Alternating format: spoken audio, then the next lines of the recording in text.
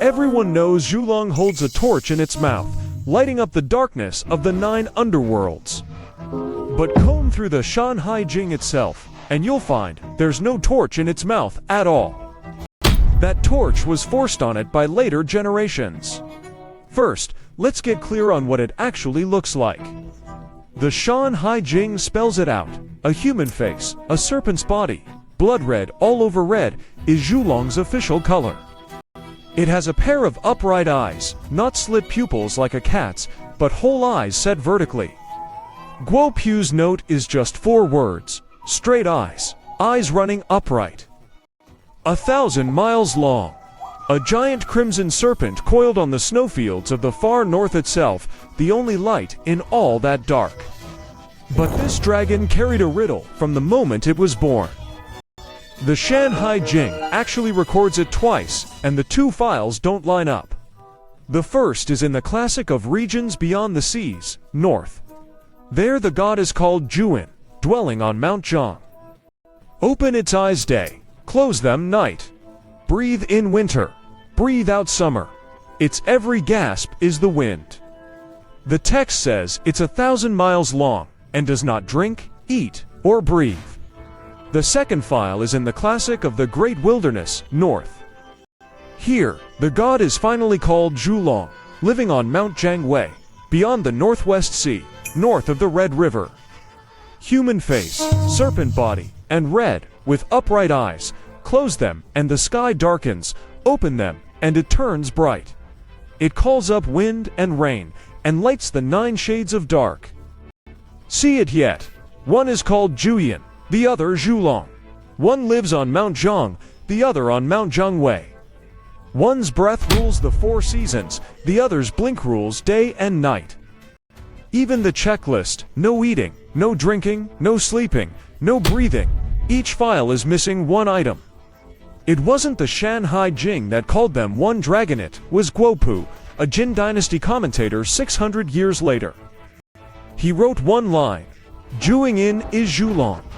From then on, the 2 files were welded into a single god. Even where the files clash, the dragon's power is strikingly consistent. What it rules is the sky. It shuts its eyes, and the whole world goes dark. It opens them, and the whole world lights up. This isn't a metaphor. The text literally reads: when it shuts its eyes, dark. When it looks, light. 1 puff of its breath, and winter comes. 1 exhale, and summer arrives. Its ordinary breathing is the wind of our world. More extreme still, it doesn't eat, doesn't sleep, doesn't breathe. A dragon that never clocks off, standing guard where the sun can't reach, using its own eyelids to draw the daylight open and shut for the world. Here's a point people get wrong: closing its eyes doesn't mean it's asleep. The text plainly says it does not sleep, it never sleeps at all. Closing its eyes is just its switch to turn off the world's lights. A god that never sleeps, yet must close its eyes to bring the night. No one wrote that tension colder than the ancients. By the Western Han, the Huananzi gave it a 3rd file and changed it even more bizarrely.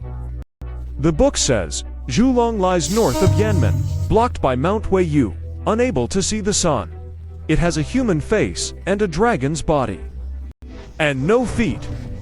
Notice what changed. Its address shifted from the mythical Mount Zhang to Yanmen today, in northern Shaanxi. A place with real coordinates. Its body went from serpent to dragon, and it plainly states no feet. The irony is that, in the Shanhai Jing, it's the light source that lit the dark, but in the Huananzi, it becomes the pitiful one who cannot see the sun. It took a later commentator's added line to hand back its power to shine. Now, back to that torch. Zhulong with a torch in its mouth has become almost its trademark. But the words "holds a torch" appear nowhere in the Shanhai Jing. The first to stuff a torch into its mouth was Wang Yi of the Eastern Han.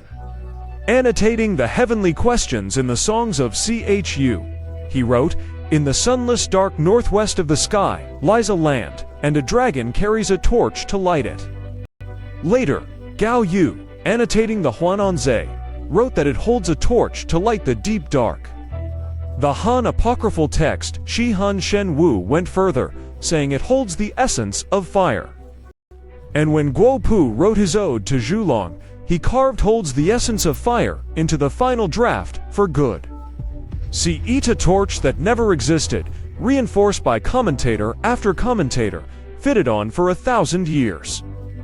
Until even its name, Zhulong, the torch dragon, seems born for that very torch. But in the original texts, its light always came from its eyes, never its mouth. So what did the ancients actually see to write of a dragon like this?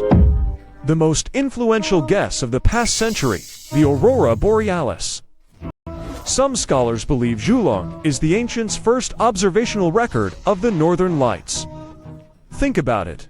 It lives in the far north, a long crimson band of light, flickering bright and dim, appearing only in the sunless night. The lower the latitude, the redder the aurora looks.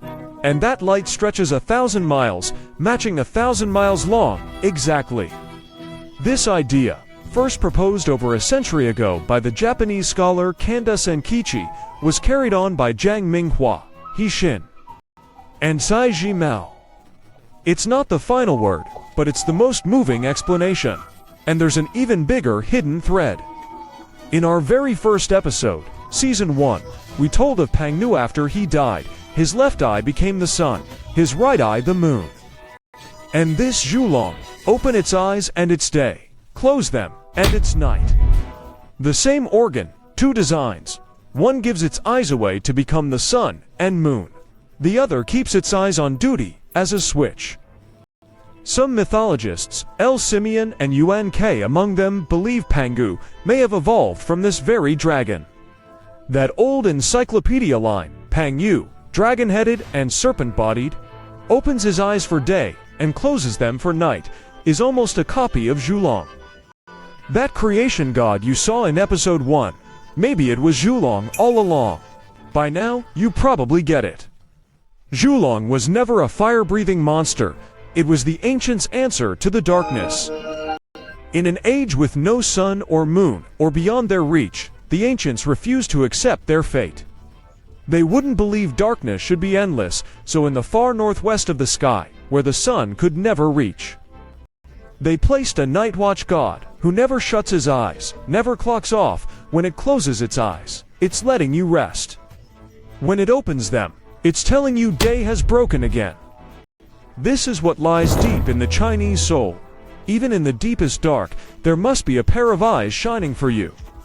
Zhulong never lit the 9 underworlds. It lit that one spark our people have refused to let die for 2,000 years.